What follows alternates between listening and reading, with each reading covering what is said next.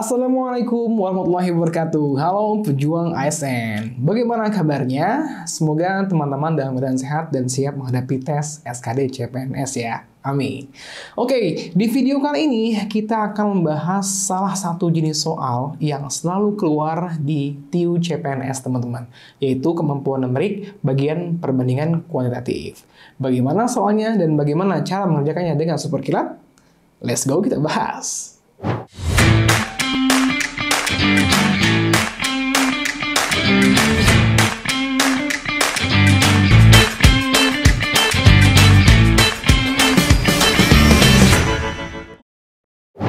Oke, kita masuk ke soal pertama ya, teman-teman ya. Di sini diberikan tabel berikut. Nah, kita akan membandingkan nih besaran kuantitatif A dan B-nya teman-teman. Mana yang lebih besar? Nah, sekarang nilai B-nya sudah jelas ya, 17. Nah, nilai A-nya ini perlu kita operasikan teman-teman. Nah, untuk pengoperasian bilangan, teman-teman harus tahu urutan-urutannya. Karena harus berurut ya teman-teman ya. Nah, urutannya itu seperti ini ya. Jadi, yang pertama ya, itu teman-teman harus kerjakan operasi bilangan yang dalam kurung. Oke, yang kedua perpangkatan atau bentuk akar, yang ketiga perkalian atau pembagian, yang keempat penjumlahan atau pengurangan. Nah, kalau misalkan ada operasi yang setara, ya, contohnya kayak perkalian atau pembagian, ya, perkalian sama pembagian itu setara teman-teman ya.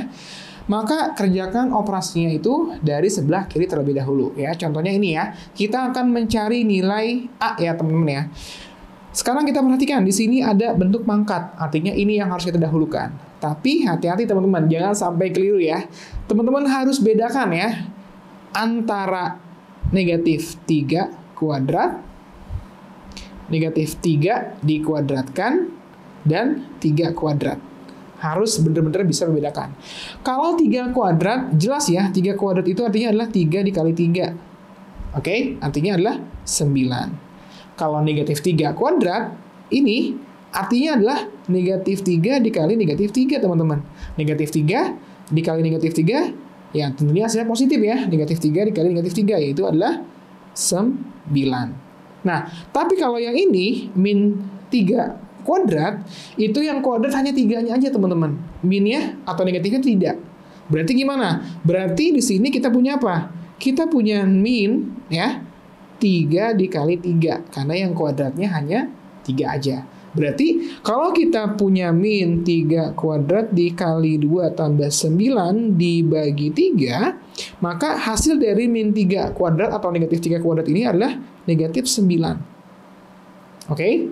Karena yang tadi saya jelaskan teman-teman ya, jadi jangan sampai keliru. Oke? Nah, kita kali 2 ditambah 9 dibagi 3. Nah, sekarang di sini ada operasi penjumlahan, ada operasi perkalian, ada operasi pembagian. Artinya kita harus dahulukan yang ini sama ini, teman-teman.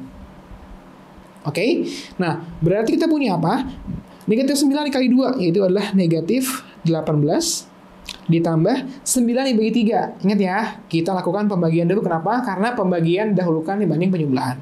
9 dibagi 3 itu adalah 3.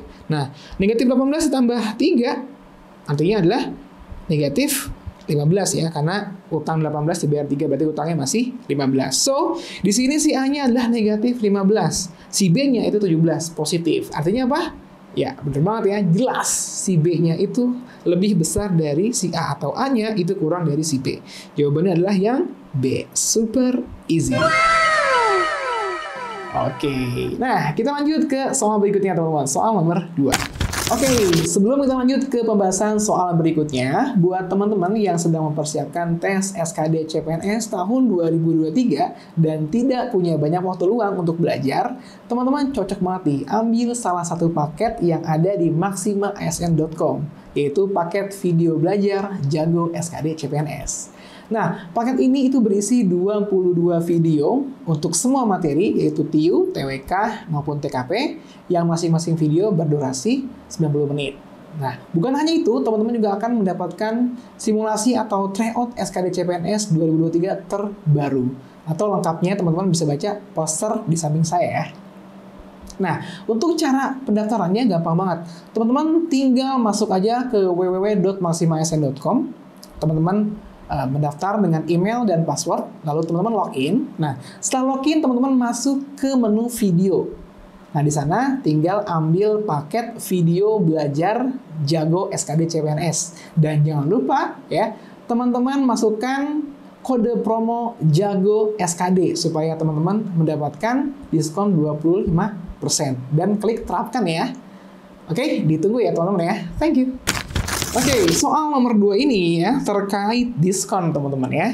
Di sini katanya harga sebuah sepatu ya setelah mendapat diskon sebesar 28% itu adalah 360.000 ya. Setelah mendapat diskon teman-teman. Jadi harganya itu setelah didiskon ya, yaitu 360.000 sebesar 28% untuk persentase diskonnya. Nah, di sini B-nya sudah jelas yaitu 500.000. Yang kita belum tahu adalah si A-nya, yaitu adalah harga sepatu sebelum diskon. Nah, cara super kilatnya teman-teman, ini easy banget ya. Jadi kita anggap aja harga sepatu sebelum diskon itu adalah si A ya teman-teman ya. Berarti kita punya apa?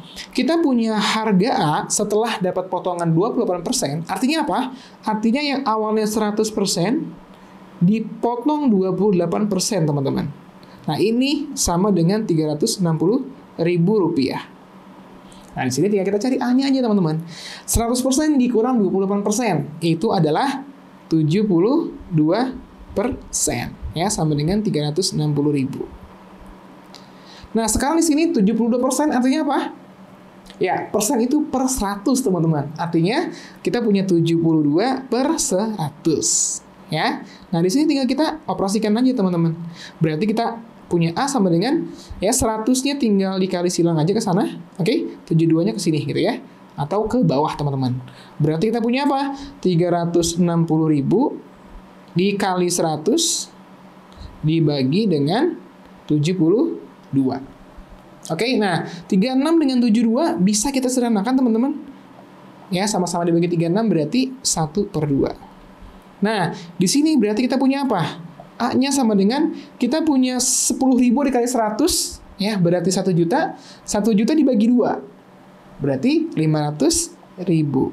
Nah, ini adalah nilai si A-nya atau harga sepatu sebelum diskon.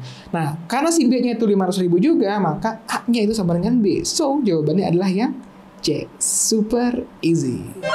Oke, gampang ya teman-teman ya. Kita lanjut ke soal nomor 3. Oke, soal nomor 3 ini terkait pertidaksamaan teman-teman ya. Jadi di sini jangan sampai keliru ya, karena masih banyak yang masih belum paham nih. Sekarang kita cek A-nya itu adalah nilai X yang memenuhi pertidaksamaan ini. Sedangkan B adalah nilai Y yang memenuhi pertidaksamaan ini. Sekarang kita cek dulu si A-nya ya. Kita punya pertidaksamaan, teman-teman. Itu 2X min 4 lebih besar sama dengan 16. Berarti kita punya apa? Kedua ruas kita jumlah 4 atau negatif 4-nya pindah ke kanan jadi positif ya. Berarti kita punya 2X lebih besar sama dengan 16 plus 4 ya. Tinggal kita pindah aja posisi min 4-nya ke sini jadi positif, teman-teman. Gitu ya. Berarti kita punya apa? 2X lebih besar sama dengan 16 tambah 4 itu adalah 20. Oke? Nah, lalu kita bagi 2 kedua ruas, teman-teman. Berarti kita punya apa? X-nya lebih besar 20 dibagi 2. Ya, tinggal pindah aja 2-nya ke sini, teman-teman ya, ke bawah. Berarti kita punya apa? Kita punya X lebih besar sama dengan 10. Nah, X-nya itu lebih besar sama dengan 10. Berarti bisa 11, bisa 10,5, 10,3, 12, 13, dan seterusnya. Nah, sedangkan Y-nya, teman-teman, kalau kita lihat ini, Y-nya itu di antara 4 sampai 12. Berarti X-nya bisa 5, 6, 7, 8, sampai mendekati 12 atau sampai 12, teman-teman. Nah, sekarang, kalau X-nya lebih besar dari 10, misalkan kita anggap aja 11, kita ambil sampelnya ya, 11, si Y-nya itu 12, ya. Kalau kita punya X-nya itu 10 atau 11, Y-nya itu kita punya 12, maka di sini jelas, ya. Di sini kasusnya adalah si X-nya itu kurang dari si Y. Oke? Nah, tapi kalau misalkan kita ambil si X-nya misalkan 10, tapi Y-nya kita ambil 5, boleh ya kita ambil 5 ya. Kenapa? Karena Y-nya di antara 4 sampai 12. Di sini kasusnya adalah X-nya lebih besar dari Y. Artinya ada kasus di mana X kurang dari Y, ada kasus di mana X lebih dari Y. Artinya apa jawabannya? Ya, betul banget nih. Jawabannya itu adalah si E, teman-teman. Kenapa? Karena kita tidak tahu nih besaran antara X sama Y-nya itu besaran mana. Berarti jawabannya adalah yang hubungan A dan B tidak dapat ditentukan. Gitu ya, easy ya teman-teman ya. Kita next ke soal berikutnya. Oke, kita lanjut teman-teman ke soal nomor 4. Di sini terkait apa nih? Seorang karyawan bekerja dengan mendapatkan gaji 4 juta per bulan ya. 1 minggu bekerja 5 hari ya, selama 5 jam per hari teman-teman. Nah, yang harus kita cari itu adalah si A-nya nih, gaji per jamnya. Oke, nah sekarang berarti kita harus tahu dulu nih teman-teman ya. Kita lihat di sini gaji per bulannya itu adalah 4 juta. Ya. Nah, dalam 1 minggu itu dia bekerja 5 hari. Nah, dalam 1 harinya dia bekerja 5 jam. Nah, kita harus ubah semuanya dalam jam, teman-teman. Caranya easy banget ya. Nah, 1 bulan, ya teman-teman tahu ya, itu sama dengan 4 minggu. Oke? Nah, kalau kita punya 5 jam 1 hari, ya, terus dia bekerja selama 5 hari dalam 1 minggu, maka dalam 1 minggu, ya, dia sudah bekerja selama ya 5 jam dikali 5. Ya, karena 5 hari, artinya adalah 25 jam dalam 1 minggu.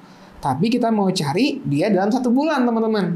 Berarti apa? Ya, ini kan 25 jam dalam 1 minggu ya. Berarti kalau misalkan dia mau 1 bulan, artinya 4 minggu, berarti kalau 1 bulan, tinggal kita kali aja 25 jamnya dikali 4, itu adalah 100 jam.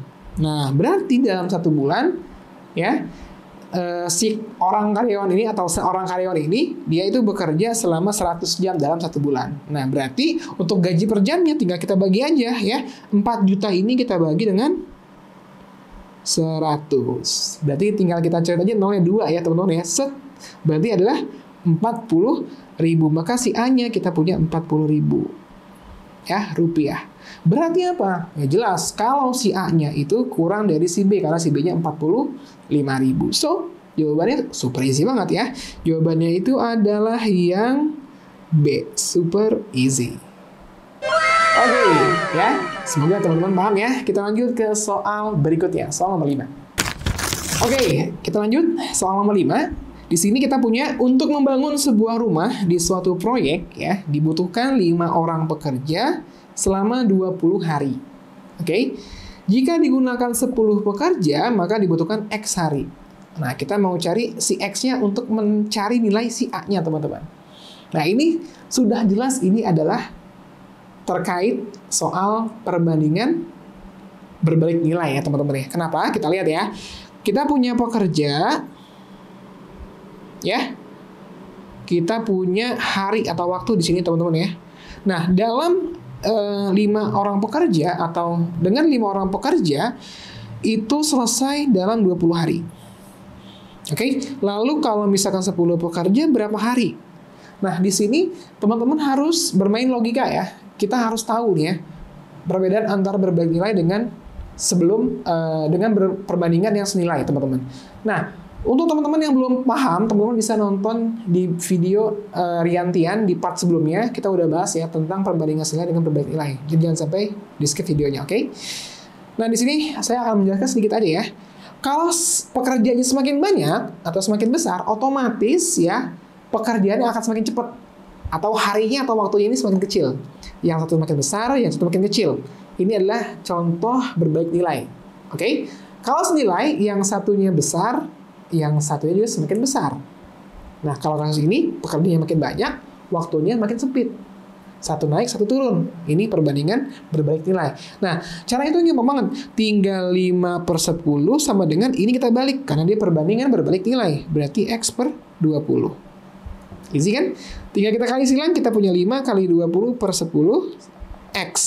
20 sama 10 habis ya. Karena 20 bagi 10 itu 2. 2 kali 5 adalah 10. Nah, berarti si X-nya adalah 10 hari. Nah, tapi di sini teman-teman, si X-nya itu kan 10, yang A-nya itu kan 3X. Berarti A-nya berapa? 3 dikali 10. Ya, A-nya itu adalah 3 dikali 10 karena X-nya 10. Berarti 30. Nah, 30 sama 10 lebih besar 30, teman-teman. Berarti jawabannya ya untuk soal nomor 5 itu adalah yang A. Super easy. Oke, udah soal yang kelima yang kita bahas, teman-teman. Semoga teman-teman paham ya. Kita next ke soal berikutnya. Nah, untuk soal terakhir ini, teman-teman, biasa ya, soal latihan buat teman-teman. Coba jawab soal ini di kolom komentar ya, beserta caranya kalau bisa. Jawabannya A, B, C, D, atau E. Nah, di next video kita akan bahas soalnya ya. Dan di next video kita bakal bahas perbandingan kuantitatif lagi yang part keduanya. Jadi jangan sampai auto skip. Jangan lupa subscribe channel Riantian supaya teman-teman dapat notifikasi dari channel Riantian. Teman-teman juga nyalakan tombol loncengnya. Oke? Sekian dari saya. Tunggu next video dari Riantian. Thank you.